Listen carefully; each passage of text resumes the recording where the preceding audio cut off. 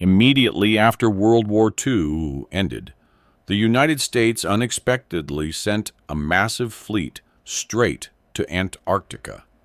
Officially, it was a scientific expedition, but in that frozen land, they reportedly encountered phenomena that defied explanation, even an attack from strange flying objects. Stranger still, all records related to the mission vanished as soon as it ended. What did the U.S. military actually witness? Could those things still be hidden beneath the silent ice of Antarctica? In August 1946, the operation named Operation Highjump officially began. It was commanded by Admiral Richard E. Byrd, involving over 5,000 personnel, 13 warships, and dozens of bombers and reconnaissance aircraft. According to official information, the mission focused on scientific exploration and equipment testing under extreme cold. However, several sources from that period suggested it was a cover for a U.S. plan to expand influence in Antarctica and to hunt down secret Nazi bases that might have survived after the war. This theory originated in 1938, when Germany organized its first Antarctic expedition aboard the ship Schwabenland. Alongside scientists, the crew included members of occult and ultranationalist organizations who believed that beneath the ice existed a superior race, the ancient Aryans. They claimed Antarctica was the gateway to the world inside the Earth. The mission's goal was to locate a suitable site to build an underground base for research and contact with that hidden civilization. Records state that the expedition mapped hundreds of square kilometers of the ice continent and, about 240 kilometers inland, discovered an area called the Polar Oasis, a region almost free of ice, with warm water and sparse vegetation. The temperature there remained stable due to geothermal vents. It was considered an ideal location for a secret base, later known as Station 211. Throughout World War II, the base was said to have expanded into a large complex comparable to a small city. Initially, it served military research, but as the war turned against Germany, many believed it became a refuge for Nazi officers and engineers. Around the same time, a large amount of German personnel and materials were secretly transferred to South America, particularly Argentina. Among them was Hans Kammler, head of Hitler's top-secret weapons program. Kammler and his team reportedly developed the long-range transport aircraft Ju-390, capable of flying over 6,000 kilometers. But since April 1945, Kammler and one Ju-390 had completely disappeared. Just months later, numerous reports of strange flying objects flooded South America, leading the U.S. government to fear that Kammler and his team had escaped to Antarctica to continue developing advanced weaponry in an underground base. Although no concrete evidence was ever made public, rumors about the mission spread rapidly. To verify the truth, the U.S. government decided to send a fleet directly to Antarctica. On December 15, 1946, under Admiral Byrd's command, nearly 5,000 men, 13 warships, and dozens of aircraft departed port, heading straight for the icy continent. They quickly established a base named Little America 4, serving as the central command hub for the entire operation. According to the original plan, the mission was expected to last 6 to 8 months, enough time to gather scientific data and train under extreme conditions. Yet after just over 40 days, the entire task force suddenly received orders to retreat. No clear explanation was given. A costly operation, meticulously prepared for months, ended abruptly without warning. Soon after the fleet's return, a flood of rumors arose claiming that they had faced severe incidents or even encounters with unidentified flying objects over Antarctica. When interviewed by the press, Admiral Byrd did not deny it. Instead, he expressed concern, warning that the United States could face aerial threats from objects moving at speeds far beyond any known aviation technology of that era. He emphasized that the nation might be attacked by flying craft with speeds exceeding all existing aircraft capabilities.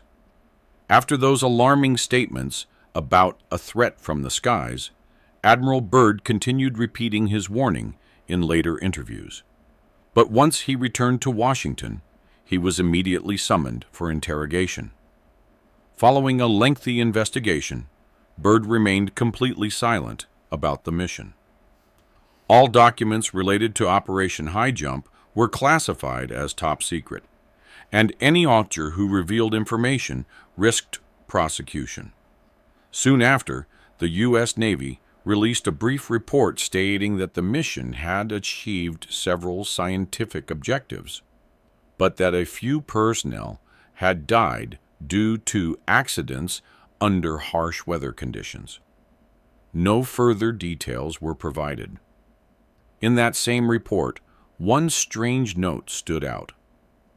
Admiral Byrd had lost radio contact for 3 hours during a reconnaissance flight. The official explanation was technical failure and bad weather, yet this detail raised suspicion, since Byrd was known for his extreme precision and habit of recording every flight meticulously.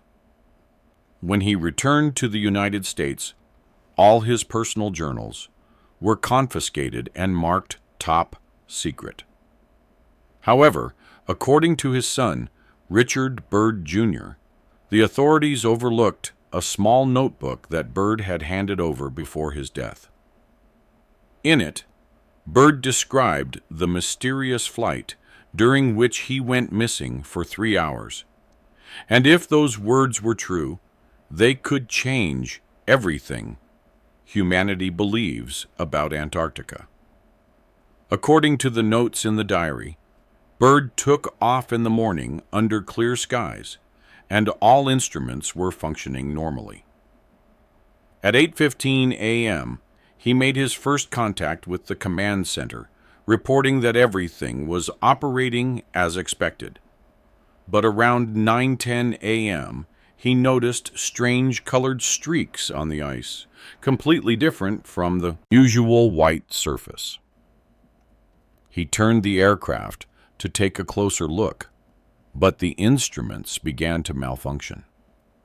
Both compasses spun wildly, making navigation impossible. The control system responded slowly, leading Byrd to worry that the wings might be icing over. Even so, he continued flying toward the mountain range ahead. At 9:49 a.m., after nearly 30 minutes of flight, Horn confirmed that it was a series of low rock ridges, something not found on any Antarctic map.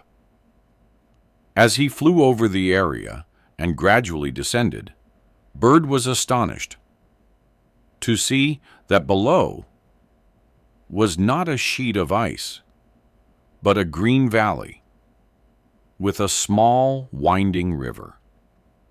On both slopes appeared patches of sparse forest, and the ground was covered with moss or short grass. The light in that area was different.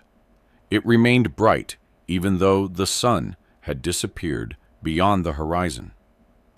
He continued lowering altitude to observe more closely. On the ground below, a giant creature was grazing. It looked like a woolly mammoth, an animal thought to have gone extinct tens of thousands of years ago. Byrd used binoculars to confirm the sighting and attempted to report back to the control center, but the radio signal had already been lost. As he flew further, he noticed that the outside temperature had risen to 23 degrees. The layer of frost on the windshield had completely melted. Navigation instruments resumed normal function, but radio communication was still cut off. The aircraft continued gliding over an endless green plain until a new scene appeared on the horizon. A vast, radiant city emitting light so intense it reflected off the plane's surface. The aircraft began to shake violently, and the controls stopped responding. Byrd felt as though he were floating in a state of weightlessness. From both wings, disc-shaped flying objects approached at high speed. They glowed, moved in complete silence, and were so fast that he couldn't determine their direction. When he tried to turn back, Byrd realized that all control systems were unresponsive. The engines had stopped, yet the plane continued flying, as if held within an invisible force field. The objects drew closer until he could clearly see the symbols on their surfaces, swastikas, the emblem of Nazi Germany. At that moment, the radio, silent for over an hour, suddenly came back to life. A voice spoke in English with a German accent. "Welcome, Admiral, to our domain. Please rest assured, you are under our protection." After the transmission, the aircraft began descending on its own. Within minutes, it landed smoothly without any human control. Byrd was greeted by a group of tall, fair-haired men with unusual appearances. They invited him onto a hovering platform powered by unfamiliar technology, gliding swiftly across the ground toward the luminous city in the distance. There, an elevator carried them deep underground, where a meeting had been prepared. Inside a large room, an elderly man was already waiting. The man introduced himself as the elder of the Aryan race, explaining that they had observed humanity for centuries. He said that humans were not yet mature enough to handle atomic energy responsibly and were on the path to self-destruction if they did not change. According to the account, the elder revealed that every time they tried to make contact, their craft had been attacked, forcing them to keep their distance. Byrd, because of his reputation and integrity, had been chosen as the one to deliver their message to humankind. After the meeting, Byrd was escorted back to his aircraft. A voice came through the radio once again. "Control has been returned to you. We wish you safe travels." When Byrd returned in March 1947, he was interrogated for hours. All of the elder's messages were forwarded to President Harry Truman, and Byrd was ordered to maintain strict secrecy. From that day on, he never spoke publicly about the mission again. The final entries in his diary were written several years later, as he felt death approaching. He wrote, "Just as the frozen night ends, the light of truth will one day rise, and those who belong to the darkness shall fall." 3 months later, Byrd passed away. The secret diary he left behind was discovered by his son, Richard Byrd Jr., who published it according to his father's wishes. 18 months later, the Antarctic Treaty was signed, declaring that all activities on the frozen continent required special authorization from the 12 participating nations. Even with permission, access remained strictly limited. And one question still lingers. Was there truly a hidden Nazi base, or perhaps another civilization, buried deep beneath the Antarctic ice. According to a document leaked in 1991 from the Little America base, strange incidents began only 2 days after the fleet arrived in the polar region.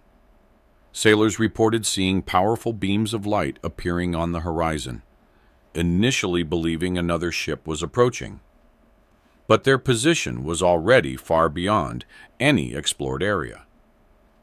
The lights then shot upward at a 45-degree angle, moving so fast that radar could not track them. 3 hours later, 5 gray objects appeared in the sky, flying directly toward the fleet.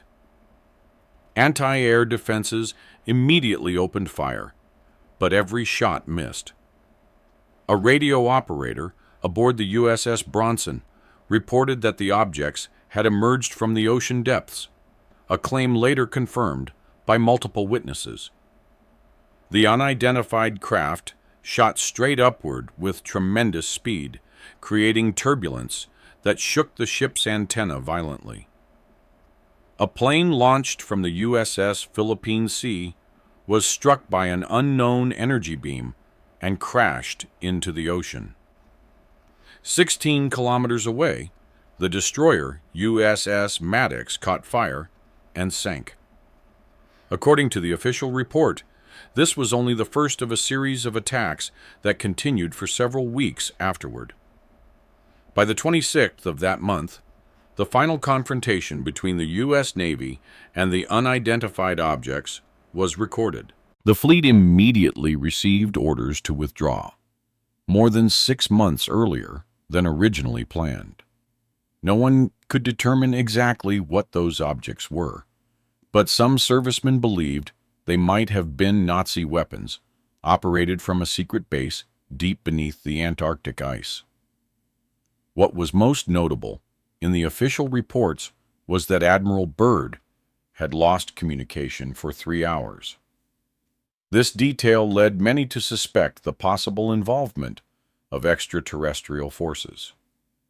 In particular, the accounts from American sailors describing the flying objects in 1947 closely matched what we now call UFOs. If those phenomena were real, some suggested that perhaps they, other intelligent beings, were trying to reach out to humanity with a warning, much like the message Byrd once described. And so the question arises, instead of trying to destroy those strange aircraft, should we be listening to the message they bring? No one knows the answer, and perhaps the fate of humanity depends on it. This story contains all the elements that easily capture the public's imagination: flying saucers, secret bases, government cover-ups, and even the hollow earth theory. But beneath that layer of mystery, many details have been distorted or misunderstood. First, the so-called secret diary of Byrd was actually written during a flight over the Arctic, not the Antarctic, as the rumors claimed. Second, many dialogues between Byrd and the Elder that appeared in later versions were nearly identical to those in the 1937 film Lost Horizon, in which the protagonist speaks with the Dalai Lama and receives a similar message. In 1960, a book titled The Hollow Earth was published by Raymond Bernard, who was actually Walter Simer, a well-known author in esoteric circles. He was the one who wrote the introduction for Byrd's secret diary. Many researchers believe this connection alone shows that the document cannot be considered authentic evidence, especially since the writing style of the diary includes numerous exclamation marks and emotional descriptions, something never found in Byrd's genuine journals, which were always brief and composed. As for Nigel, the truth is far less dramatic. Their 1938 expedition to Antarctica was primarily intended to find whale oil for industrial use. At that time, the war had not yet broken out, and Germany needed to secure domestic supplies of oil and grease in case of a blockade. Although the expedition claimed territorial rights in certain areas, there is no evidence that a real military base was ever built. On the contrary, Nazi artifacts, later discovered, were found in the Arctic, not the Antarctic, a tale that may have caused the story to be misinterpreted and spread in the wrong direction. Why didn't the U.S. government release all the information about Operation Highjump? Perhaps for reasons of national security, or simply to avoid misunderstanding as the Cold War was about to begin. And indeed, Admiral Byrd never publicly revealed anything beyond a few vague remarks published in the Chilean newspaper El Mercurio. That article was printed in Spanish, and when translated back into English, many passages became ambiguous, easily leading readers to misinterpret them. The story, over time, was exaggerated to appear more sensational.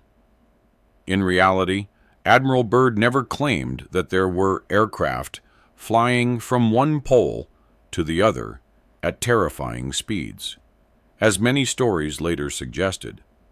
He merely warned that the United States should prepare for the possibility of attacks from aircraft coming from the polar regions, a strategic reminder during the early stages of the Cold War. Operation Highjump also included about 12 reporters and cameramen. However, since the Antarctic terrain was almost entirely ice and snow, with few noteworthy events, many believe that some of the strange details were exaggerated to make the reports more captivating. For instance, Byrd did discover a small lake with unusually high temperatures, where algae managed to survive in freezing conditions. Yet later, news turned this finding into a glowing green valley in the middle of an icy desert, giving the story an increasingly mystical tone. Part of the reason this theory spread widely came from the post-Cold War period. After the collapse of the Soviet Union, millions of classified documents were declassified, including a 1947 report describing the U.S. Antarctic mission. Some Soviet analysts misinterpreted the references to weapons and radar systems as descriptions of unidentified flying objects. From that, they concluded that the mission had been an effort to locate and destroy a remaining Nazi base. And then the same question has always returned. Was there truly some hidden power protecting something beneath the Antarctic ice? Or was it all fabricated misinformation, designed to mislead intelligence agencies of that time? Many theories and pieces of evidence have been presented, but none have ever been verified. Perhaps the only way to know the full truth is to set foot in Antarctica itself. Yet even today the answer remains undisclosed, and for reasons no one truly knows. So in the end, what really happened during Operation Highjump? Did Admiral Byrd witness something beyond human understanding? Or was it all just a series of misunderstandings amplified over time? Share your thoughts in the comments below. Do you believe in the military theory, the Nazi base, or the UFO phenomenon? And if you'd like me to continue uncovering the mysteries buried in history, don't forget to subscribe and turn on notifications so you won't miss the next story.